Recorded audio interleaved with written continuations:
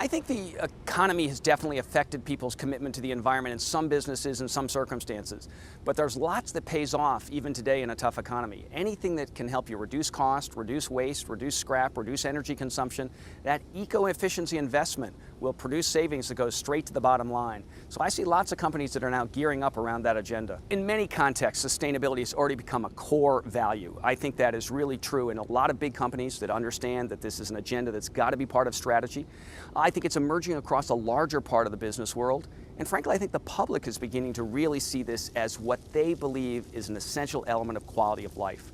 And as we come out of this economic downturn, it's not just material well-being that people are going to care about. They're going to care about their communities. They're going to care about connections to other people. And I think sustainability is part of a package of new values that kind of define the era going forward. You know, call it perhaps capitalism 2.0, but it's really a new view about what matters in life.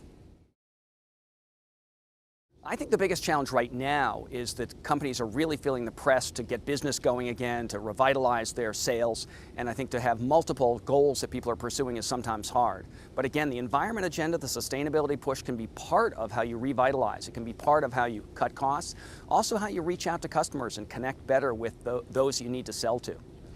Well, the economic downturn creates some opportunities. I think it's a chance for companies that are really doing their job well to seize market share from those who are not, in part around connections that are created by environment and sustainability.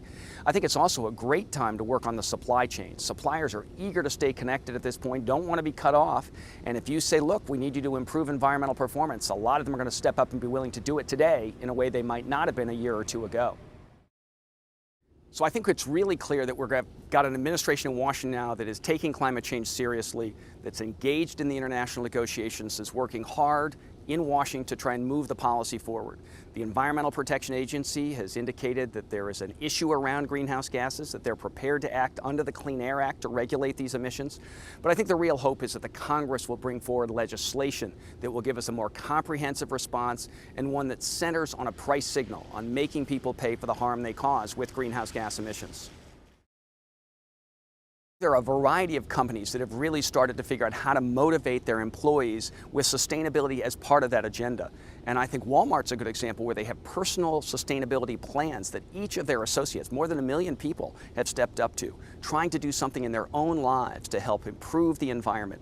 Maybe it's changing out the light bulbs in their home, maybe it's trying to figure out a way to do their job in a more efficient way, but by engaging people in their own lives and helping them understand their own role to play in bringing sustainability about, that's how you produce change, because it's change that comes not at the mass scale, but 1 million times a small scale that really will make a difference.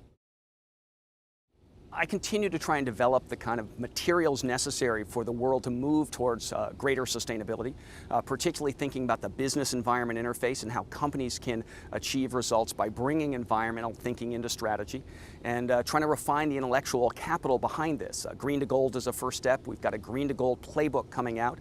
And for those who are interested, the website of my consulting firm, Esty Environmental Partners, is a good place to start. And that's www.estyep.com.